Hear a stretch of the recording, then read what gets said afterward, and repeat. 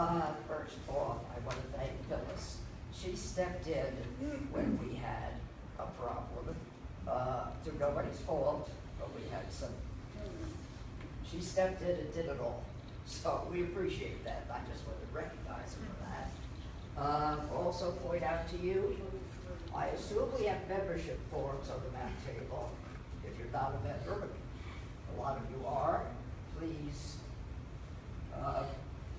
join.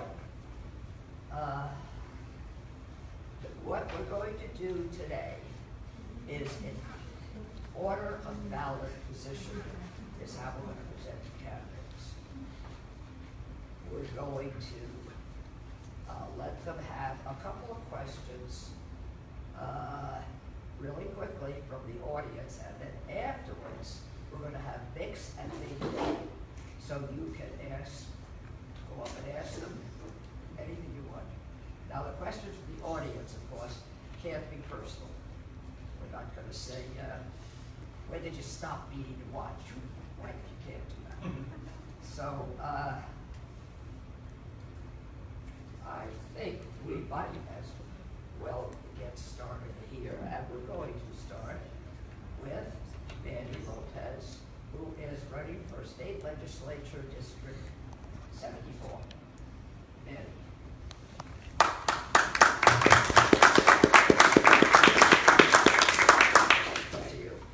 I'm Manny Lopez. I'm running for State House District 74.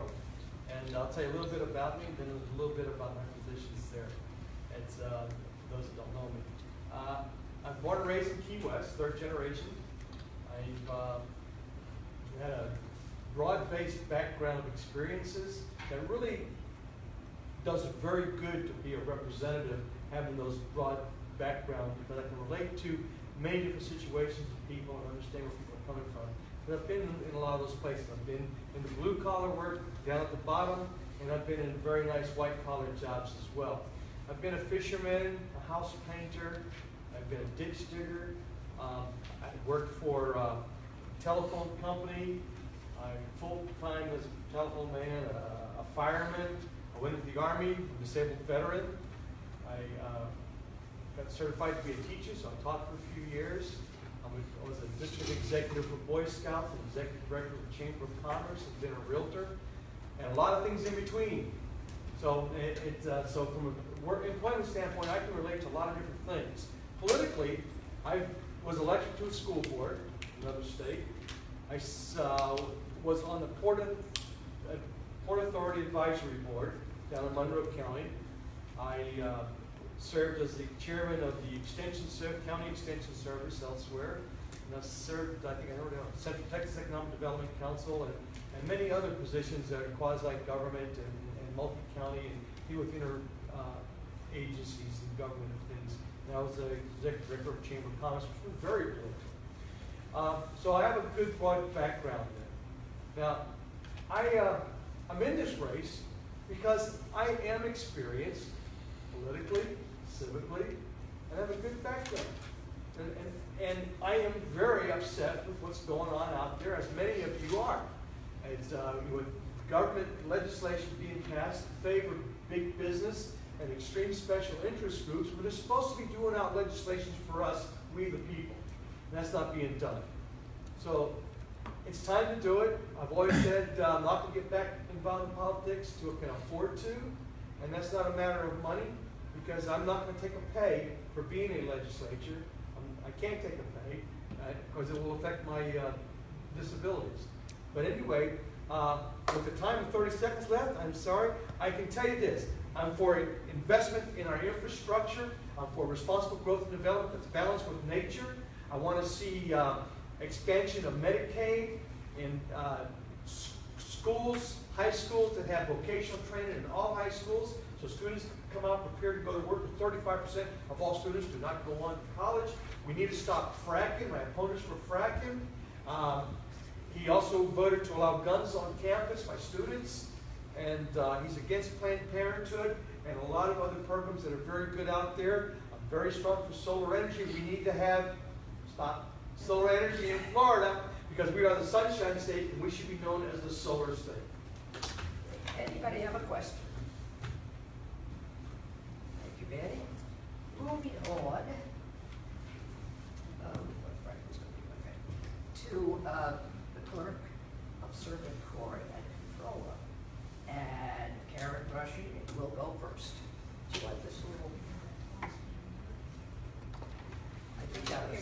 toss him.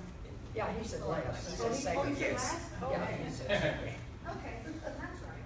You want this? I push a button and it turns green. Supposedly. Maybe turn green now.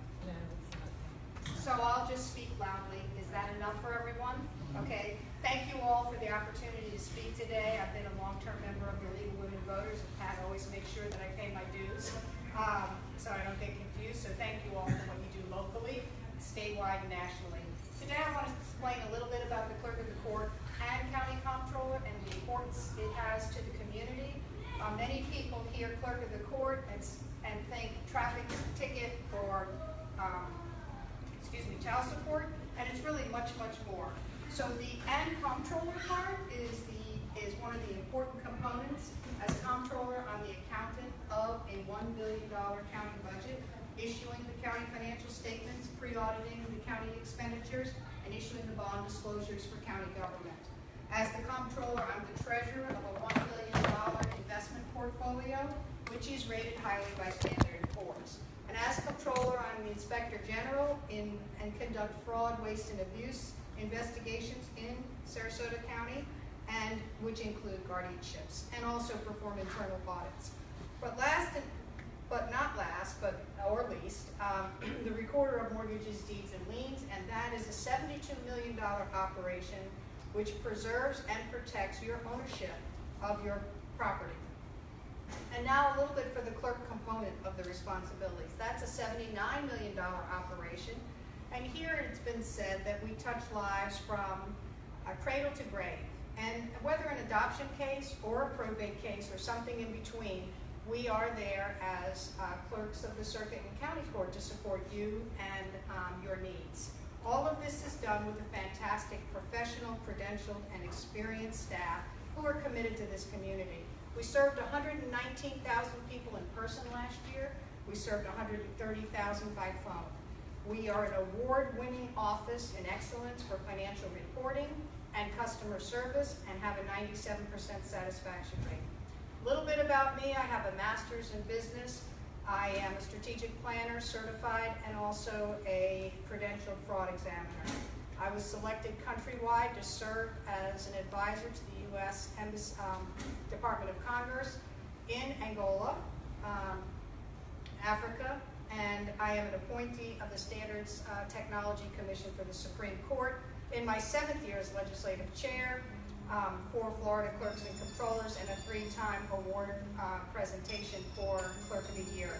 With great pride, I appreciate the opportunity to serve this community. I've been serving since 1987, and thank you for your consideration.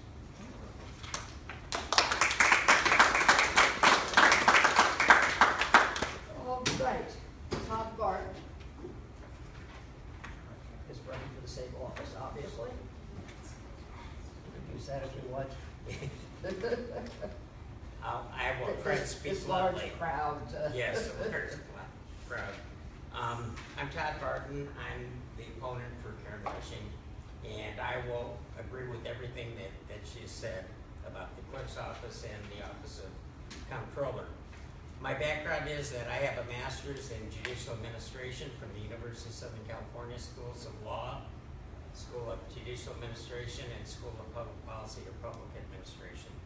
I've been a consultant all over the world to various nations in reference to operational efficiency and also the planning and design of courthouses. Recently, I spent 21 years in the courts in California as the clerk of court, and I retired to Sarasota area after my 40 years of service as a public servant. I came out of retirement, threw my hat in the ring because I felt that the system needs to be fixed. The system is broken, and I'm concerned. I would prefer being in retirement. I prefer golfing, but people are getting ripped off.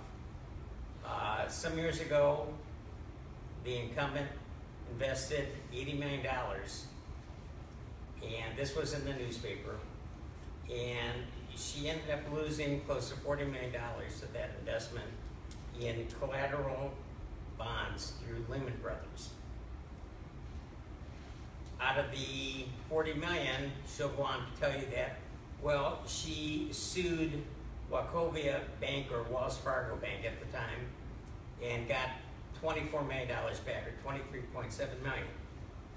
And that money is for the public. Well, did anyone see any of that money?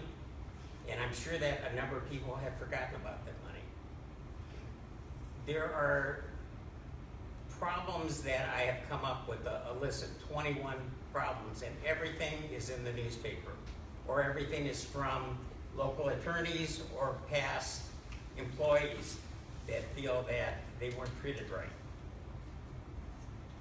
She espouses, a few weeks ago to the South County Bar, that she has a 16% turnover rate, which is acceptable for the clerk's office in Florida. My turnover rate was anywhere from a low 2 to 5.5% in my 21 years with the court.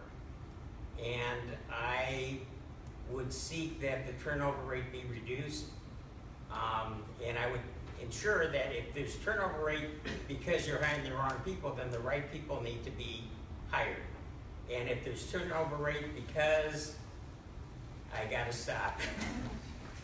Gary, I would actually like to speak up.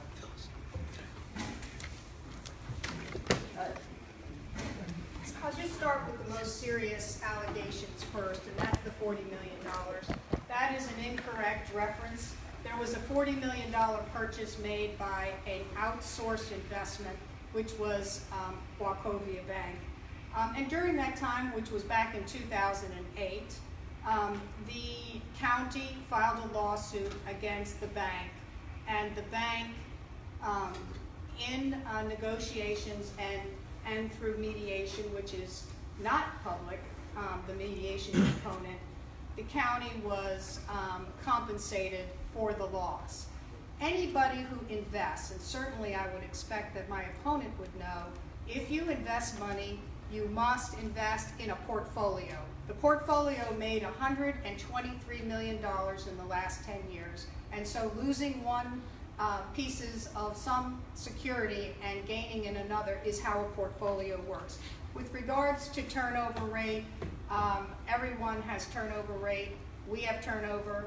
We do the best to minimize the turnover rate. I don't think there's a lot broken. I think we do a great job, and we have awards in our customer service and financial reporting for the last 22 years.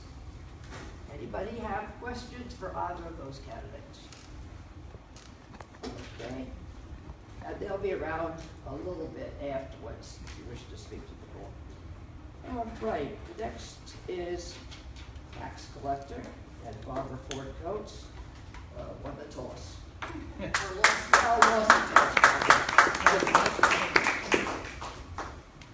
Good evening, I'm Barbara Ford Coates, and I've had the honor and challenge of serving as your tax collector for 32 years. But I've been a member of the League of Women Voters of Sarasota County for more than 40 years. So it always feels like coming home when I'm back with the people I've served with as treasurer at one time, treasurer of the league. You were the one who nominated me to be president. Yeah, see, I moved it on to that. As your tax collector, I am responsible for collecting and distributing almost $1 billion annually in property taxes, business taxes, tourist taxes, vehicle and vessel registrations, license plates, and driver's licenses. That amounts to about 1 million transactions annually, which are handled by a staff of 100 exceptional people. We do all this in several locations, and we are available 24 hours a day at SarasotaTaxCollector.com. Every day, my wonderful staff helps 1,000 customers, answers 500 phone calls, and processes 900 pieces of mail. Our budget is almost $8 million. Florida law provides for fees for what the tax collector does. For instance, we keep $3 of every registration. That income amounts to over $17 million. So that means with $17 million income and an $8 million budget, we give back to the taxing districts $9 million. In the private sector, that would be considered as profit. I'm happy to report that we have the lowest cost per taxpayer of all tax collector offices in Southwest Florida and the 4th lowest in the state of Florida. With an office team that accomplishes so much, in 2008, I was happy to accept on their behalf the title of the Outstanding Tax Collector in the United States. Wow. My office is also known as being very innovative. In '96, we were the first tax collector to issue a driver's license. We were the first tax collector to send electronic bills, which will be going in the mail on Thursday electronically. The tax roll is up and open for collection if you really want to pay me now. But in any case, we are always trying to find new ways to do things. I'm happy to report that the multinational firm of Thomson Reuters selected our office as the 2016 Public Sector Champion for Excellence in Leadership. The tax collector's job is to make paying taxes as painless as possible. I hope that my office has done that for you, and I ask for your vote on November 8th to keep Barbara Ford Coates as your tax collector.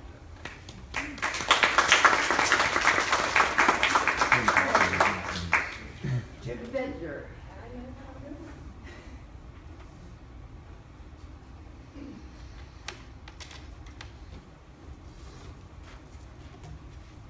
I wrote an old friend of mine in Israel, and I said, I'm running for tax collector, and she wrote back and said, have you lost your mind? Nobody likes tax collector, but this is a very nice tax collector. So somebody said to me, why are you running? I said, you know, Lord Acton once said, power corrupts, absolute power corrupts absolutely. What we have in Congress in Washington, D.C. today, and what we see widening across the United States, are people getting into offices and staying there forever. Now, we had a man named Abraham Lincoln who served in the U.S. House of Representatives for one term, and when he got ready to go, Billy Joe, or one of his friends, I didn't get his name, said, why are you leaving, Abe? This is a great gig. And Abe said, I come here to serve my country, not to stay here forever. It's not a job, it's a service. So that's my feeling about elections, elected politics. That's what I think we should be doing. It troubles me when we have people stay in office a long time. In 1947, when Congress was still working, yes, the U.S. Congress, you all heard about doing things once. Well, it did something. It even had, at that time, the most popular president that we had had for a long time, FDR, and it said, you know, he only needs to stay here 2 terms. I agree with that. Florida has said senators and representatives will stay for 8 years, no more. And even our Charter Review Board said in 2000, you know, we don't need to have county commissioners hanging around for years and years and years. 8 years is enough. That's what I think should happen. So I think that's what should happen. Okay, so where does that take us? That takes us to the next phase, which is, what about disenfranchisement? How many times have we had elections? When you all saw the returns on primary day, they said there was 8 or 10 or 12 people already back into office again, and no one faced them. We've got a failure here. Somebody said to me, what's it costing you to run for tax collector? I said, what does it matter? But if you do the math, there's 126,000 Republicans. If they all throw 7.5 cents in the piggy bank, that pays for the qualifying fee. I think both parties ought to get together and make sure there's somebody on the ballot for every position for every year. And I think that's what we should do. Now, the third and most important thing we should do, just to speed things up in the tax collecting business and make it all easier for you, if you recognize you write a check out to this lovely lady that's 17 letters long with a dash. You see where I'm going with this, aren't you? You can see it. I know you can see it. Come on, come on. Everybody, somebody out there can see it. I'm Jim Bender, running for tax collector.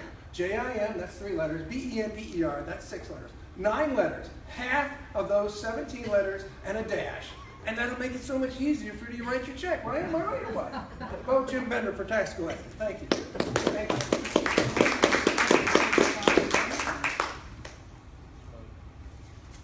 Well, let me say, first of all, abbreviate it any way you want. I won't send your check back. But it is all my husband's name, and after 44 years of marriage, 7 daughters, and 10 grandchildren, I'm not changing my name. The job of tax collector is a full-time, professional, administrative position. It is not a policy-making, part-time position such as a county commissioner or a state legislator who have term limits. It's more appropriately compared to that of a CEO who reports to the stockholder. And I don't know a stockholder that's going to vote to get rid of someone who is successfully doing what they've been hired to do. So again, If I'm doing a good job for you, I ask for your vote for Barbara Ford Coates on November 8th. Any questions? Okay. This group is dismissed.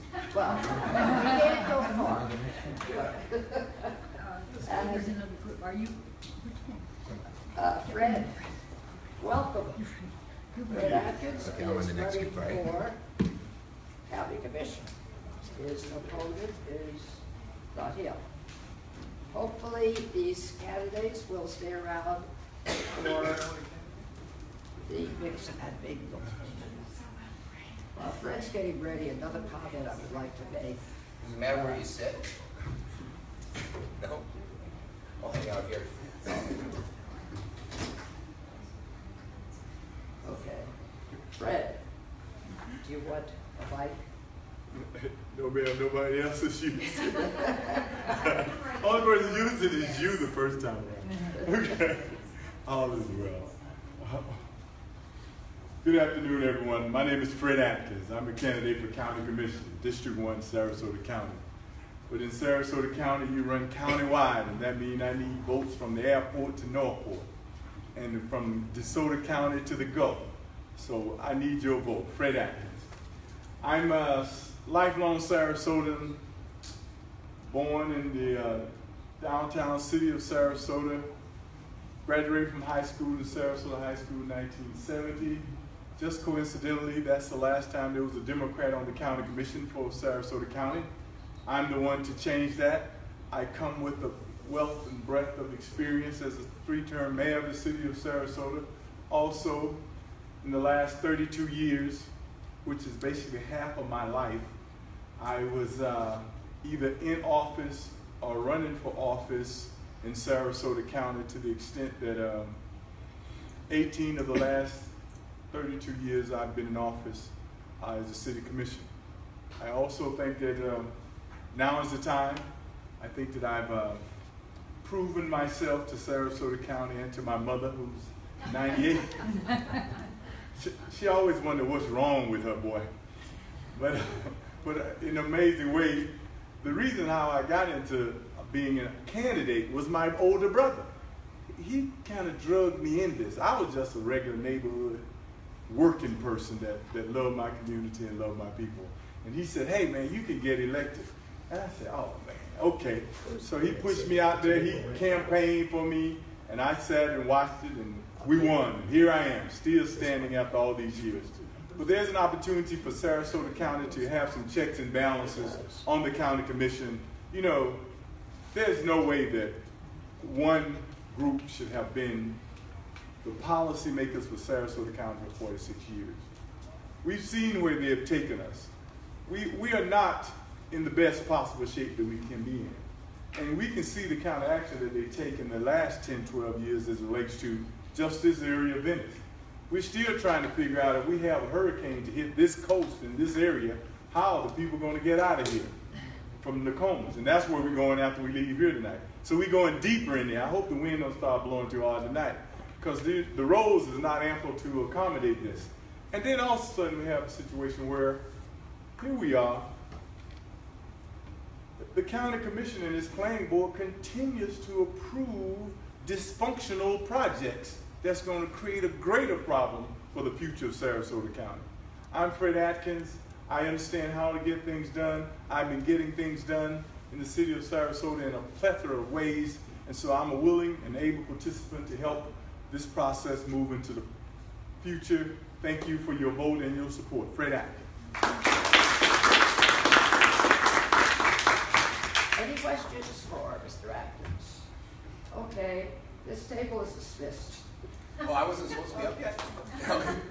No, you're not yet. Okay. Charter Review Board is next. I'm glad you looked. I needed somebody. I like hanging out with you, Fred. Thank you, Dave. I appreciate it. I'm sorry, Frankie. Fred, I hope everybody stays No big deal. I'm sorry. You practiced well. Did I sit there well and everything? Okay.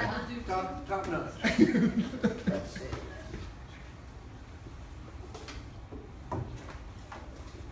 We're missing a few, that's I think we're going to be here, but we will start.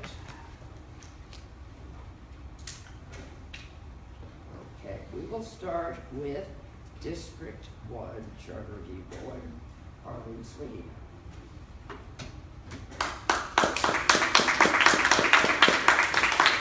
Hi there, everyone. My name's Arlene Sweeting, and I am a former middle school teacher.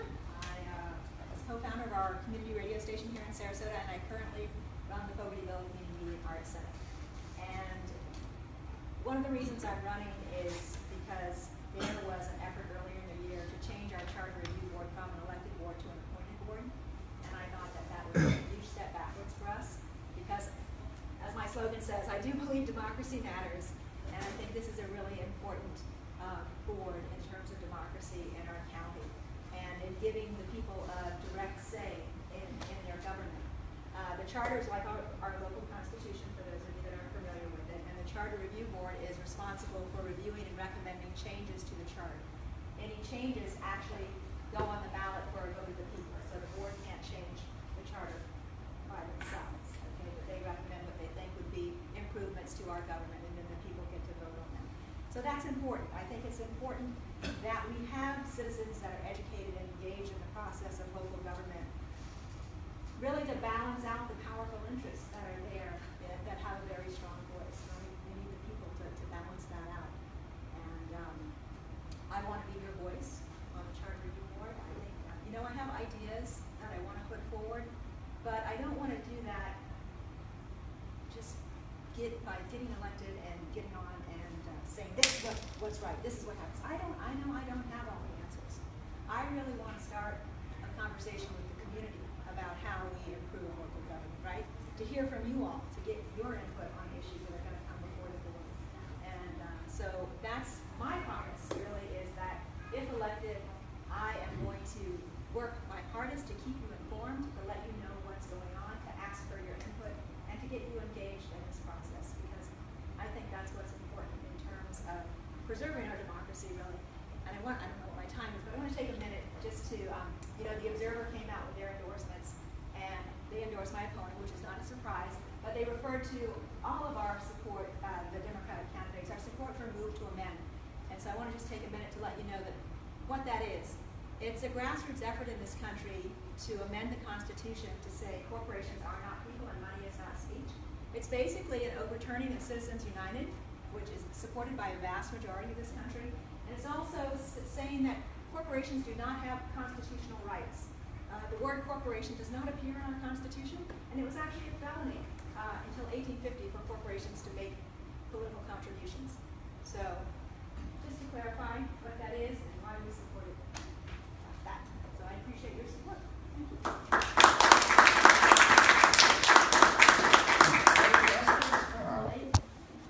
Okay, John, I believe you're next. Rob Markham, District 2.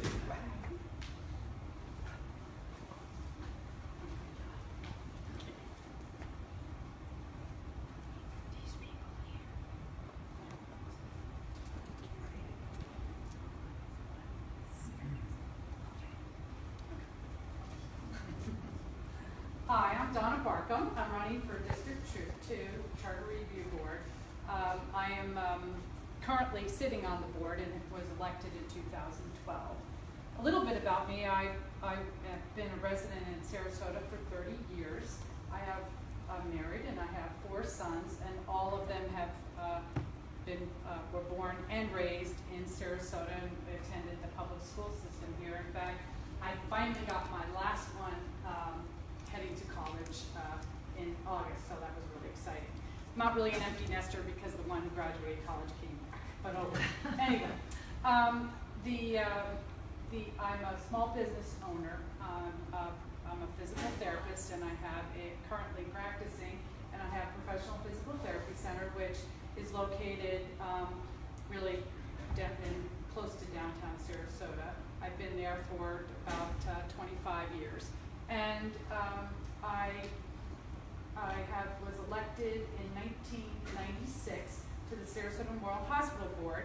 I was re-elected for 3 terms. I was chair of that board for 2 years of the 12. And once again, I was elected to the Charter Review Board in 2012. I was chair last year.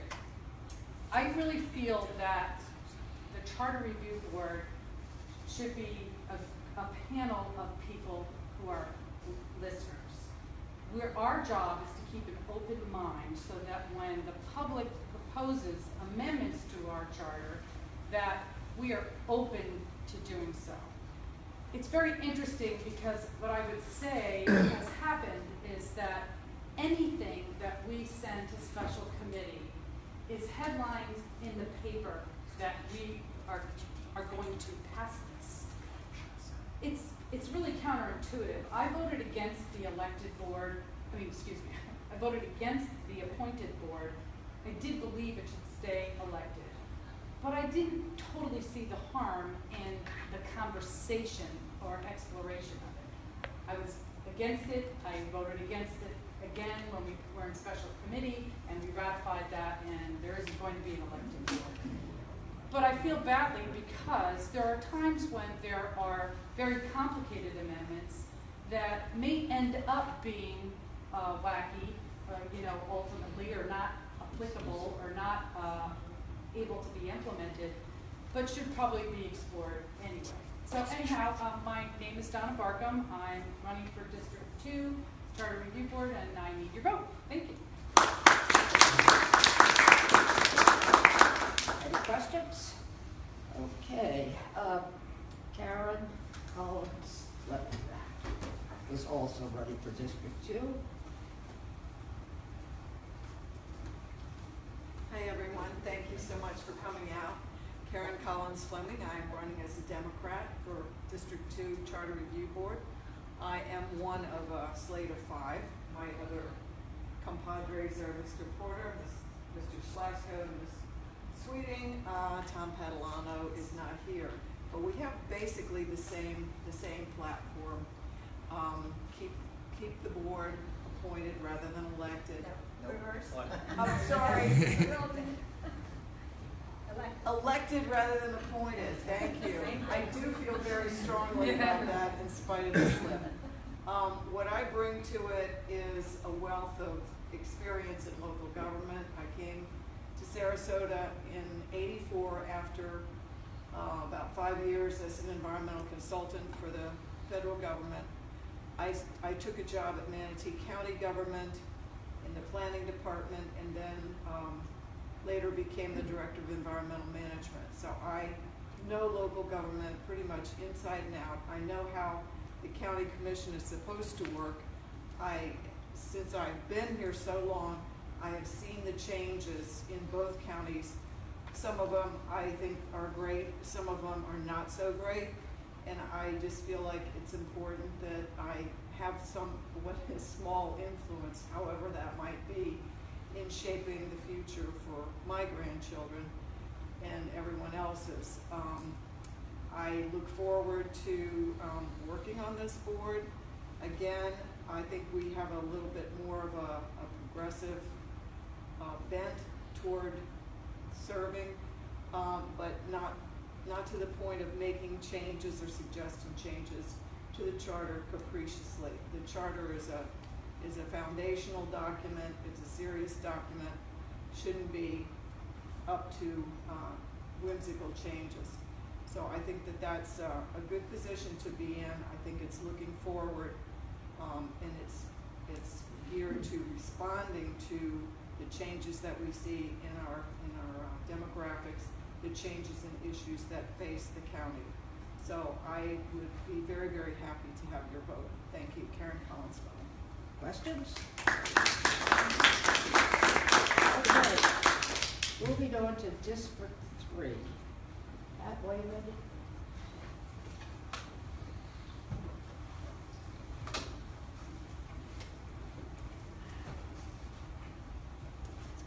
Hi, my name is Pat Wayman.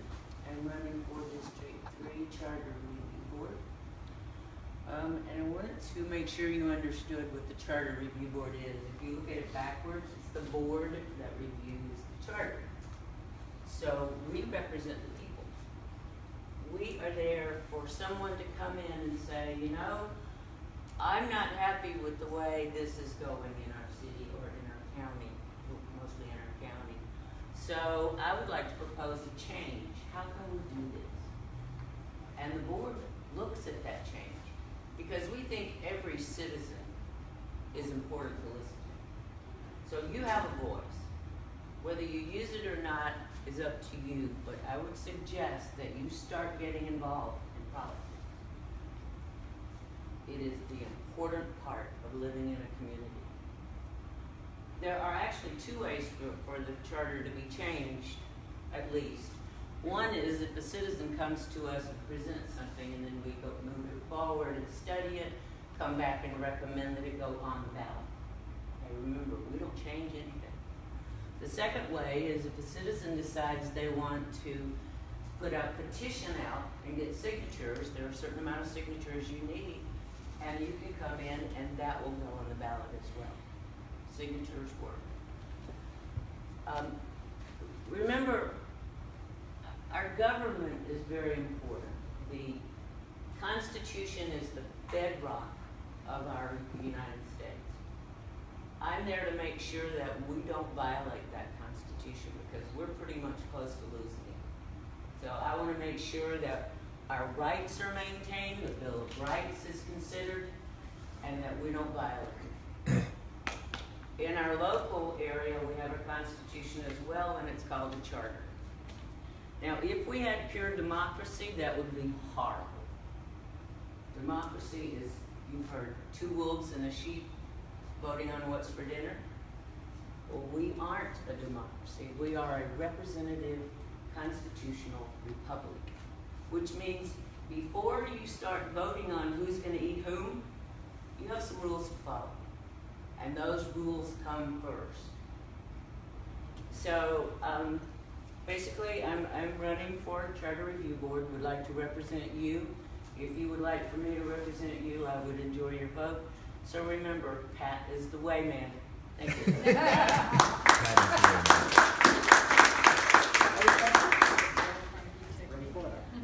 I'm District 4.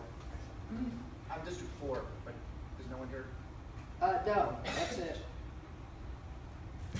Okay. Yeah. Hello, everyone. I'm Ray Porter. I'm running for Charter Review Board in District 4. You might remember my name from the past. I first ran for office in 2008 for the Charter Review Board. I'm a Democrat. I lost a close race that year. That was the Obama year. I thought I would ride in on his coattails. Not quite, but came close. I ran again for public office in 2014 for the Sarasota County Commission. That was against Al Mayo and John Minder. And again, I lost, not quite as close as the Charter Review Board race, but my background began in 1980 when I moved here right out of college, and I've lived here for 36 years. I was a journalist for 20 of those 36 years, and I covered county government, I covered city government, I covered every office, I covered police, fire, you name it. I learned a lot and I saw a lot going on in the background of the hallways of government, and it sort of soured me on government generally speaking. I didn't want to become involved in it until I hit 50, and then as my wife said, you went crazy. You decided to get involved in government, or try to. This year, I hadn't really intended to get involved again until I heard the proposal by Bob Wechter and some other people behind the scenes to turn the Charter Review Board into an appointed rather than an elected board. I've heard this discussion going on for about 10 years behind the scenes, and that troubled me very badly. Immediately, I began to pursue this idea once again of becoming part of the Charter Review Board. I looked to try and gather other people, and fortunately we have 4 other Democrats who were like-minded. We, behind the scenes, we've been pushing our friends, our associates, through Facebook, through social media, through various means to try and get a groundswell going behind the scenes to fight that movement. And fortunately, I think because of, partially because of what we did, it was defeated by the board itself on September 28th. So thankfully that's behind us. Now we're looking at making some other changes, constructive changes to our government. One of them you may have already heard some people talk about is the idea that we now vote countywide for all of our county commissioners and for the Charter Review Board people, and for all offices, tax collector, clerk of the courts. We feel that the county commission, because of the evidence we see every day, there's 46 years of Republican domination and rule on the county commission. We've never had a Democrat since 1970. That tells me 2 things possibly are true. One is that there have been no good Democrats or independents or other or not party for 46 years, or the system itself is sort of, I don't want to use the word rigged because someone I dislike intensely in politics is using the word rigged a lot lately, but the system is, generally speaking, it's more difficult for non-incumbents and for parties that are not the dominant party to get in office. So I feel we should go to a single member district voting system, and that's what we're trying to work on now. Any questions? Stop. Okay. Good timing.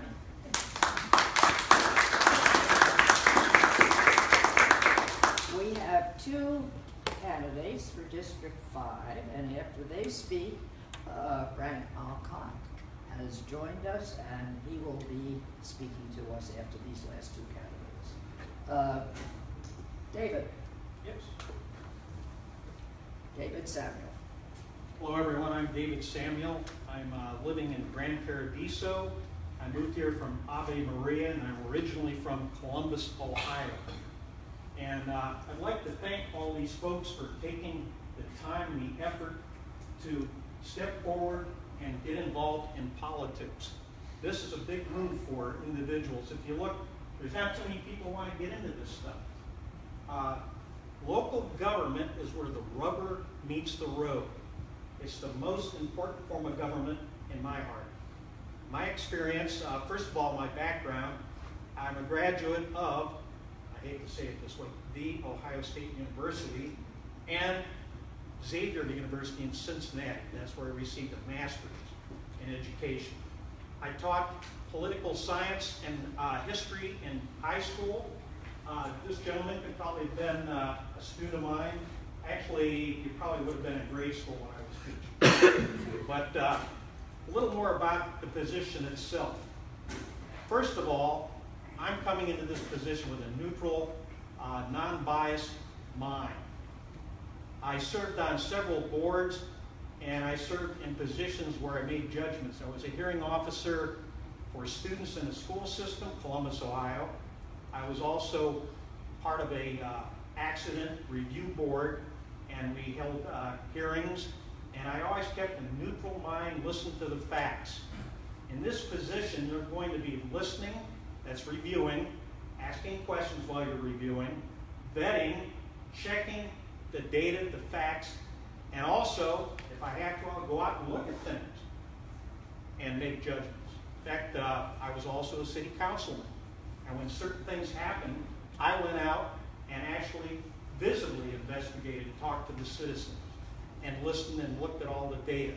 So that's very, very important. The Charter Review Board that I'm on right now is in Northport.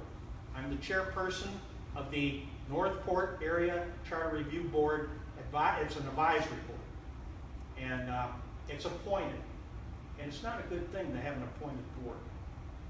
There's a lot of politics involved. I'm happy that we have a board like we do now in Sarasota. That was one of the best things that could ever happen. The other thing I'm happy about, the citizens can get up and speak for 5 minutes. Most places it's 3. And we ask questions of the people. So it's a very important thing. I'm very happy that happened. And we need to keep it that way. Again, I'm very neutral. Again, my name is David Samuel. Just remember the Bible. David Samuel, Charter Review Board for Sarasota. Thank you.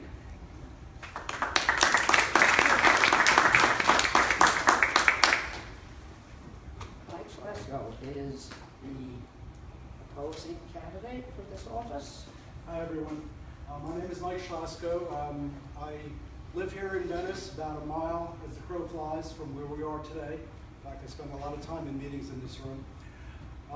I've been in Venice for 11 years full-time.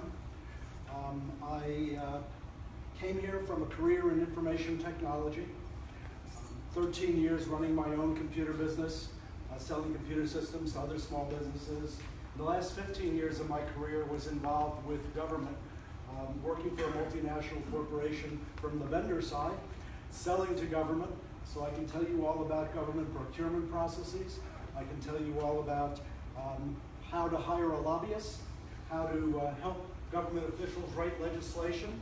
So I understand the process from both sides. I also was considered a trusted advisor to government agencies across the United States I wrote the standards for barcodes on all motor vehicle documents.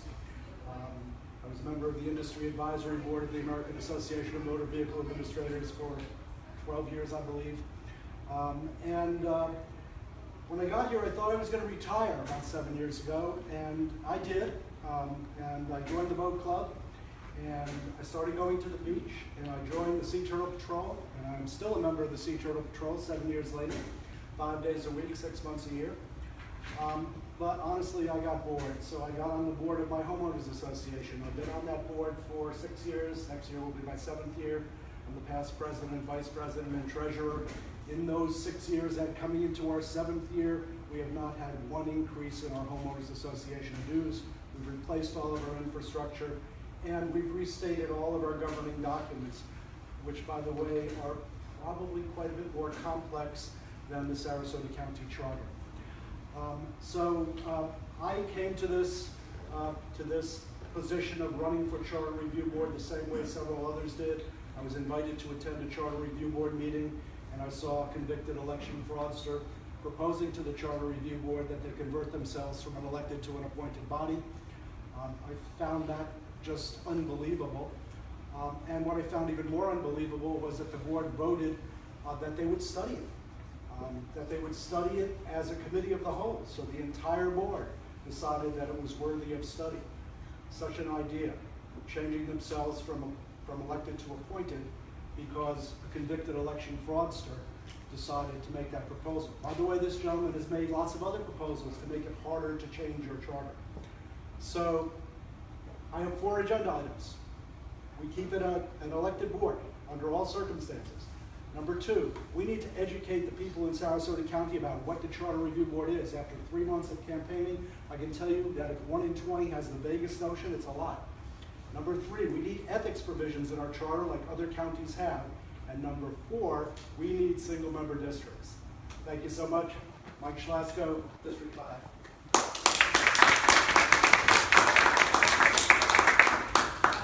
I just want to rebut 2 things. One of which is Pat Wayman and myself voted against sending that selection amendment to special committee.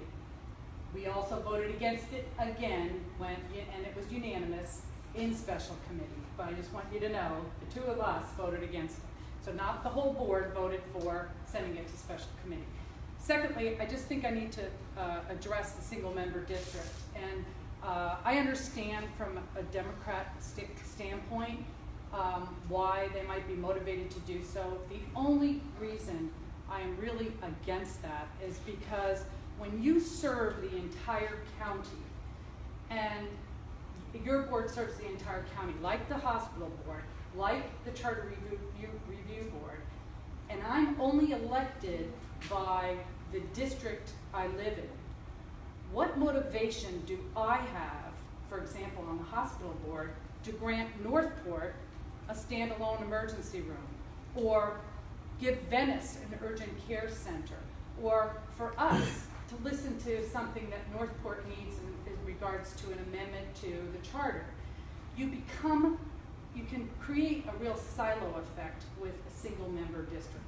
I believe that the electorate is changing in Sarasota, and there may be a flip at some point, and then, of course, the Republicans are going to want a single member district. I really think that that's not a good reason to create single member districts. Can I respond? 30 seconds. Okay, because yeah. Just some of that argument makes some sense, I believe. However, I think the main argument we're trying to make is that a county as large as ours, the population that we have, the electorate, 350, 400,000 people, end to end, to try and run an effective campaign, especially as a non-incumbent, from Northport to Newtown, including parts of Inglewood, that far south, is almost impossible, unless you have a huge cache of money, and you can reach people with direct mail and other means. So, in other words, unless you're incumbent and your name is well known, or unless you have $150,000 to $200,000 in contributions, you can't walk the county end to end and run an effective campaign as the non-incumbent. In Incumbents have a huge advantage, and the proof is in the pudding. 46 years, not one Democrat or independent. We're not speaking for Democrats or independents. We're speaking for everyone. Anyone who wants to run for government office, should have that ability. And I think right now they're barred from that by just the circumstances of the system that we're stuck with. I spent no money in 2012. Okay, well, the Charter Review Board, you can stay up here because we will have a single candidate coming up now, Frank Alcock, who is running for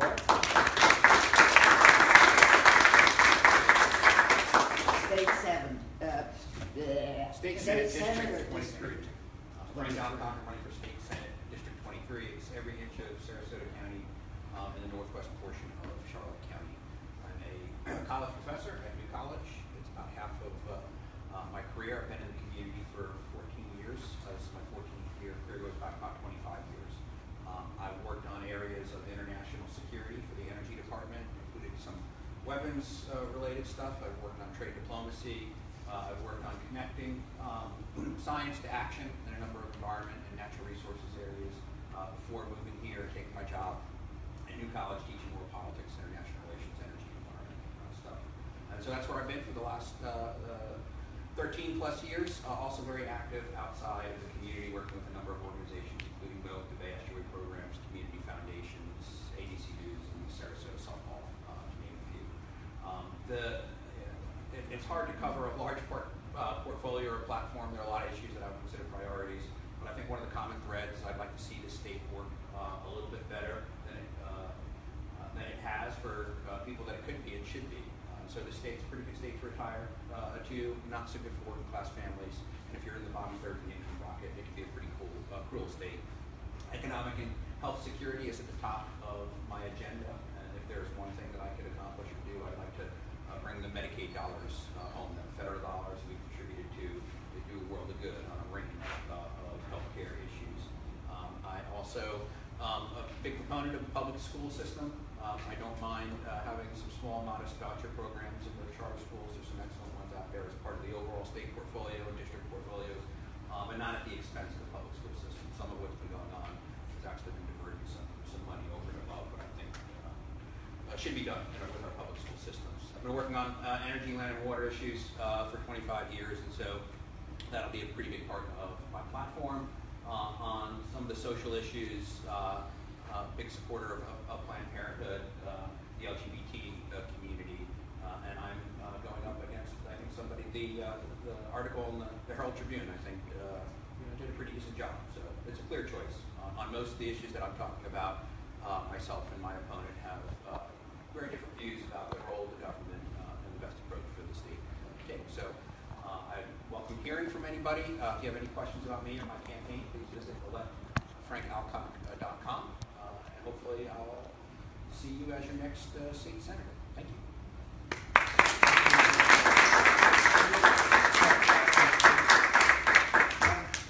Are you going to be able to stay around for a little bit? I know you have a... Another 10 minutes. Okay. Gail? I have a question for Mr. Alcock. Sure. Please explain your stand on guns and guns on campuses. Okay. The broader framework that I would put down there is one of balance, trying to balance both respect and defense of our constitutional right that all Americans have to bear arms and to defend themselves. But balancing that with public safety concerns and accountability mechanisms are very important to me. I think on a range of issues that balance is tilted in the direction, I think, of what the NRA would prefer. On campus carry, I don't think it's a good idea. So that one I've zeroed in on. It's been part of my platform. I'm a college professor. I know on campus that campus carry is not supported by the overwhelming majority of students, faculty, university administrators. I've noted John Thrasher. He may not call that guy anything but a strong conservative defender of Second Amendment rights. Chair of Rick Scott's re-election committee, Speaker of the House for the Republicans, and Senate President. He is now president at FSU, and yet he understands it's just not a good idea because of the mixture that you have on campus. There's a lot of alcohol, there's high-risk behavior, there's a lot of emotional issues, and if you throw guns into the mix, it just creates probably more situations of risk than it alleviates. So I'm less concerned about the well-trained individual that knows what they're doing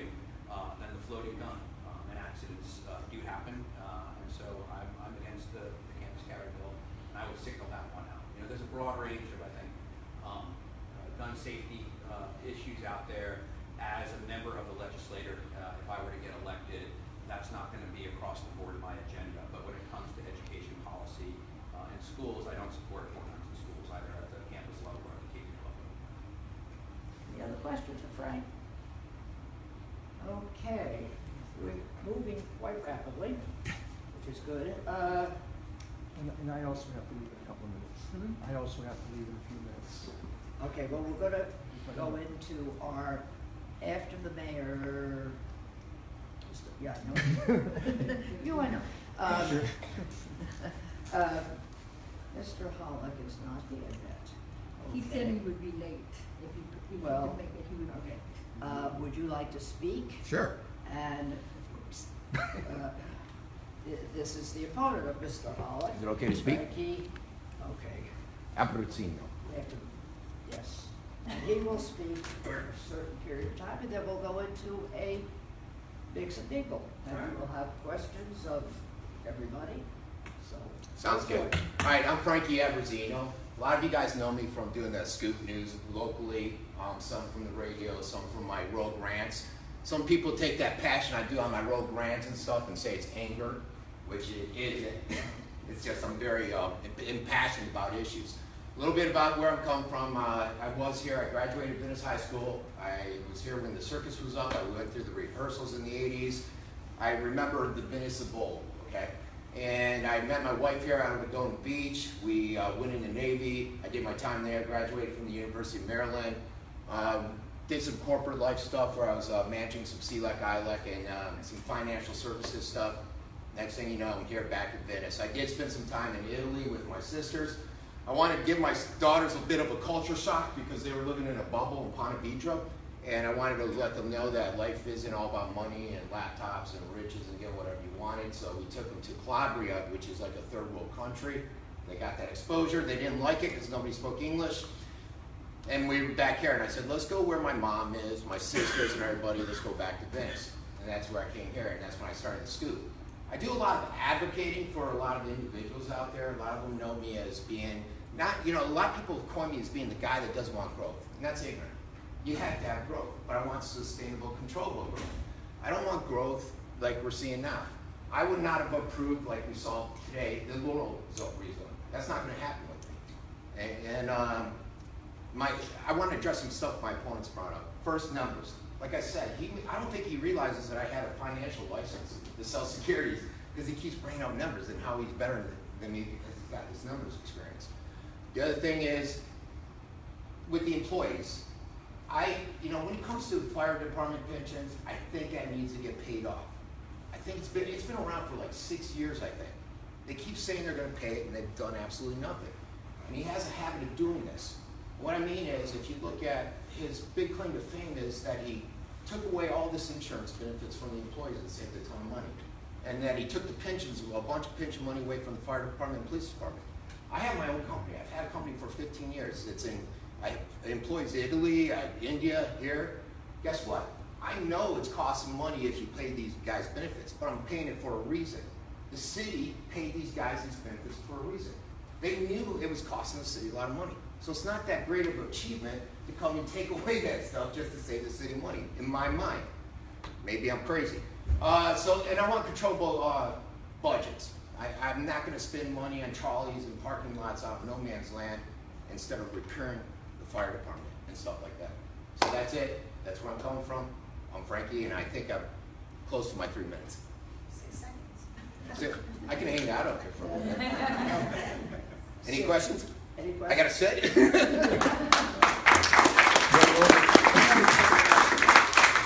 Well, if Mayor Hollick comes in, we'll just sort of reconvene. But in the meantime, we're at the point that you can all talk to the public, and the public can talk to you and the voters. And I thank you. I really feel the local government is terrible. I wanted to go there myself. I was gonna watch again. Comp plan? Yes. That's a huge issue. I was there at 1 o'clock, a couple weeks ago on the meeting before this. Yeah. Well, that's the person that wrote the article on Harold Roebuck was down here in Venice trying to get some music going in the world. And he was trying to get that some Is there anything that I could do on your show or thing that would promote me in any way? I do interviews and I do interviews and I've told politicians if they wanted to. You know, in the past I've interviewed Paul Caragiulo, Bill Gonzalez. I'll talk with you. Yeah. I know you need a mix. Yeah, get it. I'll give you a call. Nice. Touch me. I've been at events with you, but oh, you have? I didn't notice you. I knew your name. You should have been at the county commission meeting today. You know, I was listening to the Venice one and I got caught up with work. How did that go? Started at 1, right? It started at 1:30. I left at 4. Figure about an hour voting on gutting the comp plan. And, you know, they don't care what people have to say about it. Well, you saw what happened. Yep. And tomorrow Neil's going to get everything he wants on that other project. So I don't understand why the politicians don't get that. We don't want this. Why they're not listening? Because they're having their pockets lined by. You know, I know you follow my page. I don't know if you saw her. I said, like the last debate, he got pissed because I didn't let him run on the polls and I challenged him and made him get up and talk to people. I'm like, well, thank you for doing something. And it amazes me how a lot of these politicians are like that. I think he was saying that. What's his name? Palmer? Porter. Yeah. And it is. It's an amazing issue.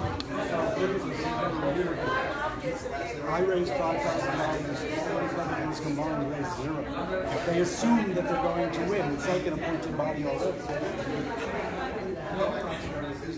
It's absurd. See, I don't follow the party lines. I know your wife does. You're have a hard time. But I'm local. She's the president of the Workers Guild, and that's 400 elderly Republican women. I remember when someone was saying run for county commission, she's like, I don't know if I can vote for you for it. I think on local levels, everyone knows I'm extremely national levels. On local, it's like, you never know I'm a Republican on a local level. I need 6,800 Republican votes to win. I'm endorsed by Control Growth Now. I'm endorsed by the Sierra Club. I'm endorsed by, what's the last one? Oh yeah, Move to Amend. I mean, these are all nonpartisan groups of people. Most of the people I'm sitting with this morning were Republicans. And you were pretty active before jumping into it too. Somewhat, I used to see you a lot. I'm very active in the Democratic Party because I think it sucks and it needs to be fixed. That's why I like the Republican Party. So I didn't leave it. I decided to fix it. So, yes, I'm extremely active in the Democratic Party. A major thorn in their side every day of the week. Well, and I could see the challenges you guys would have because I think it's horrible. Hi there. How you doing? Listen, I was asking them, and I'll just ask you once. I cut out the copy of the thing in the paper and have the pictures and I didn't explain it. All right, guys, I'm going to end this. I think I forgot you guys are still running. I thought if your mom wanted one. I wonder if the press will say anything about John blowing this off like they did when I canceled my Tiger Bay Club. Let me think. No, they'll continue to write fictional articles. All right, guys, see you later. Now, I want you to know